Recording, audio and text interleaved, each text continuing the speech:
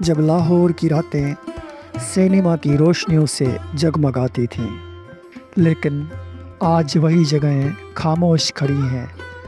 کیا آپ جانتے ہیں، لاہور میں ایک ایسا سینما بھی تھا جس کی تاریخ 100 سال سے زیادہ پرانی ہے، اور ایک ایسا بھی جس کا مالک ایک گیٹ کیپر بن گیا۔ آج ہم کھولنے جا رہے ہیں لاہور کی گمشدہ سینماز کا راز۔ یہ صرف سینما نہیں تھے، یہ لوگوں کی خوشیاں تھے۔ یہاں محبتیں شروع ہوتی تھیں، دوستیاں بنتی تھیں اور یادیں تخلیق ہوتی تھیں، لیکن وقت کے ساتھ سب کچھ بدل گیا۔ آئیے شروع کرتے ہیں رتن سینما سے۔ یہ سینما قیام پاکستان سے پہلے ہندو سیٹ رتن چند نے بنایا۔ یہ لاہور کا واحد سینما تھا جہاں گیلری نہیں تھی اور اس کے بیسمنٹ میں بلیئرڈ ٹیبل ہوا کرتی تھی۔ لیکن سب سے حیران کن بات یہ ہے کہ آزادی کے بعد اسی سینما کا ایک گیٹ کیپر عید محمد اس کا مالک بن گیا۔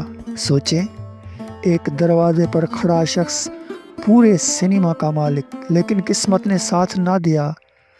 خاندانی جھگڑوں نے سب ختم کر دیا۔ 2004 میں میری توبہ فلم آخری بار اس سینما پہ چلا اور یہ سینما ہمیشہ کے لیے مٹ گیا۔ لیکن کہانی یہاں ختم نہیں ہوتی۔ اب جو سینما ہم بتانے جا رہے ہیں وہ آپ کو حیران کر دے گا۔ لاہور کا مشہور شبستان سینما 1976 میں فلم ساز ستر خان نے اسے قائم کیا۔ افتتاحی فلم تھی ایک گناہ اور صحیح، اور یہ فلم باکس آفس پر کامیاب ہو گئی۔ اس وقت ایک ہٹ فلم مہینوں تک سینما میں چلتی تھی۔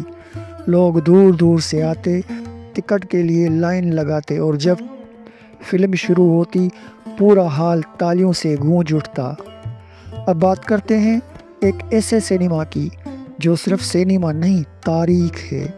1906 میں یہ عزیز تھیٹر کے نام سے شروع ہوا، پھر وقت کے ساتھ اس کا نام رائل سینما رکھا گیا، اور آج یہی جگہ پاکستان ٹاکیز کہلاتی ہے۔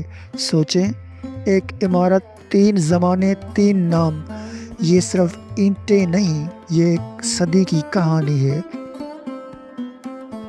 اور پھر آیا گلستان سینما، 1968 میں افتتاح ہوا، اور یہ لاہور کا سب سے مصروف سینما بن گیا۔ یہاں پاکستانی فلمیں، بھارتی فلمیں اور ہالی ووڈ فلمیں بھی چلتی تھیں۔ رنگیلا، زرکا، ٹائٹینک، ہر فلم نے یہاں ریکارڈ بنایا۔ لیکن جو ہم اگلا بتانے جا رہے ہیں وہ سب سے افسوسناک ہے۔